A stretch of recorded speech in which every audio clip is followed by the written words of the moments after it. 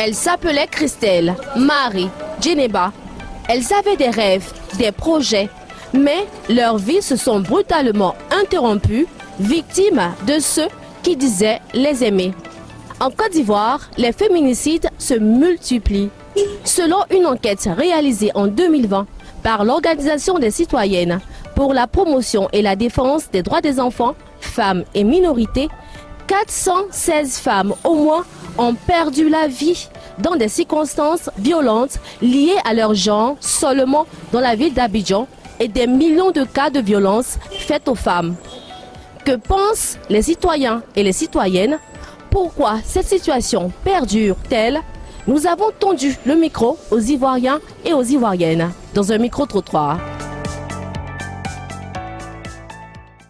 Bonjour Francis. Bonjour madame. Alors, j'ai une question pour vous. Que pensez-vous de la montée des féminicides en Côte d'Ivoire? C'est un crime contre l'humanité. En tant qu'hommes et femmes, nous avons le droit à la vie. Et c'est ce qu'on nous enseigne à l'école. Et je pense bien que c'est des actes qu'il faut beaucoup combattre et condamner pour ne pas que cela puisse infecter toute la société ivoirienne. Je vous remercie. D'accord, merci beaucoup. C'est de plus en plus récurrent et le taux est vraiment exorbitant. Je prends en constat notamment le cas de la dernière fois on a entendu parler d'une femme qui a été brutalisée jusqu'à mort même parce qu'elle a refusé des avances de son ex.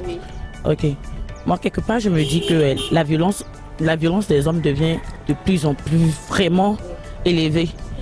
Peut-être serait-ce à cause de la mauvaise éducation déjà, la mauvaise fréquentation et je crois que vraiment il faut lutter, il faut vraiment lutter pour l'éducation familiale et éducative de nos petits garçons. Merci beaucoup Diane. Faire du mal à quelqu'un, à une femme, à un être humain, c'est quelque chose de condamnable. Pour améliorer ça, il faut peut-être éviter de rencontrer des personnes qu'on ne connaît pas bien. Par rapport au féminicide qui prend de l'ampleur en Côte d'Ivoire, les solutions que nous pourrions donner seraient certainement de déjà sensibiliser les populations vis-à-vis de l'importance et de la place de la femme. Les femmes ne sont pas simplement faites pour engriffer la cuisine. Elles sont censées avoir un avenir. Elles sont censées avoir des prérogatives aussi bien que les hommes devraient en avoir.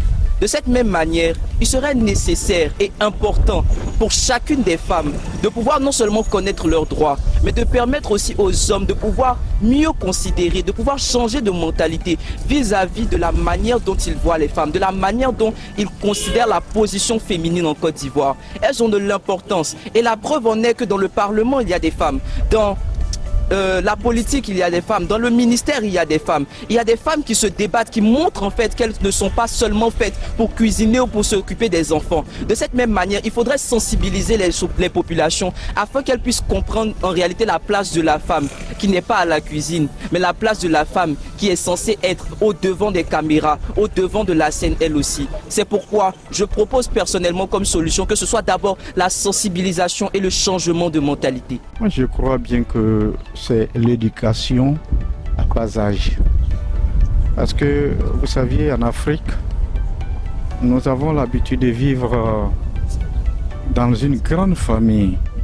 Et lorsque vous êtes en famille et que le garçon, le plus petit même, il envoie des coups à la grande sœur ou bien à la petite sœur et que les parents ne disent rien, ça reste, ce comportement-là reste avec l'enfant. Et il grandit avec, il n'a pas peur de toucher la femme. Je prends moi un exemple sur moi. Je suis le 9e fils de ma maman et j'en ai 9 sœurs. Mais j'ai vécu avec toutes mes sœurs, petites sœurs et grandes sœurs, j'ai vécu avec elles, mais jamais j'ai soulevé ma main contre une d'entre elles. Donc ce comportement-là est resté en moi. Aujourd'hui où je suis, soulever ma main comme ça pour frapper une femme, c'est lourd.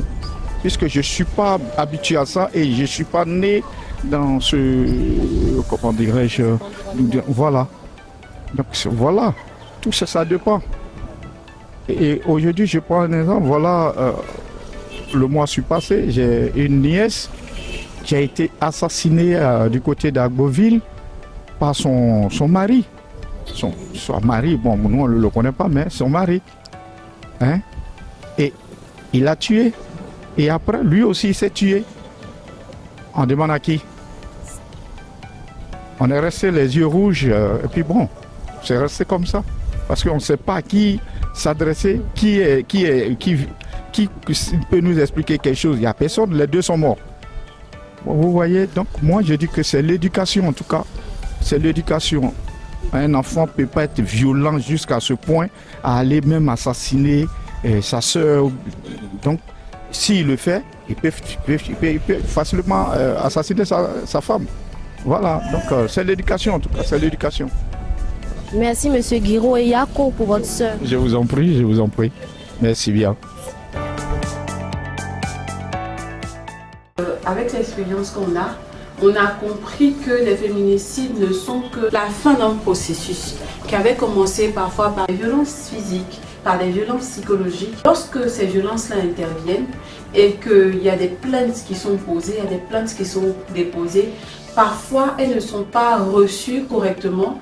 La procédure judiciaire est parfois lente, ce qui bien des fois décourage les victimes en fait de violences qui in fine n'ont plus confiance à la justice et au processus judiciaire de résolution de ces problèmes-là. Donc on va avoir des règlements dits à l'amiable qui vont faciliter un cadre d'impunité qui finalement va mener à ce qu'on voit comme féminicide.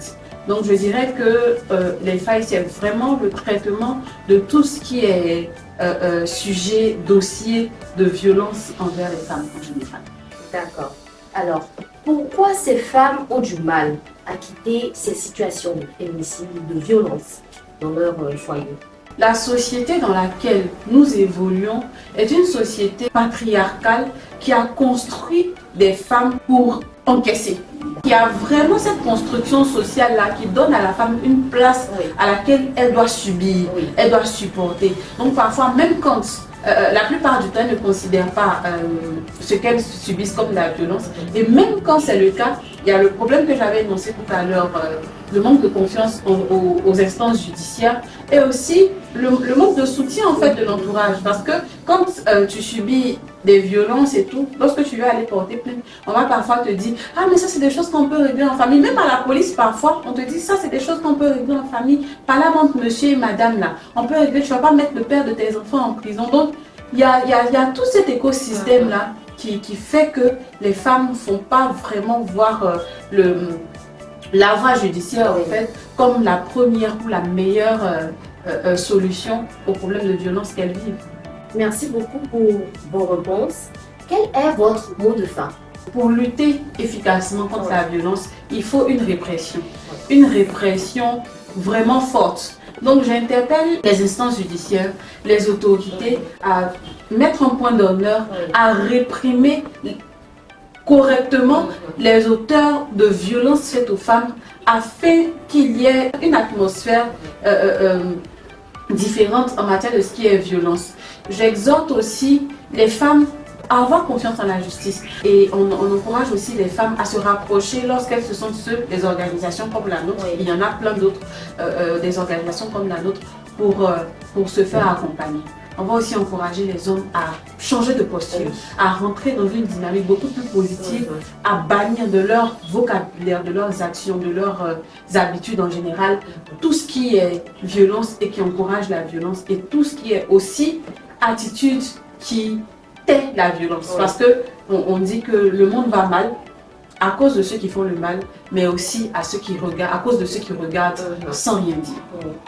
Merci beaucoup, Madame Otokoré. Je vous remercie. Derrière chaque chiffre, un visage, une histoire. Combien encore de femmes devront mourir avant que cela ne change? À très bientôt pour un autre reportage. Soyons tous et toutes mobilisés et engagés dans cette lutte.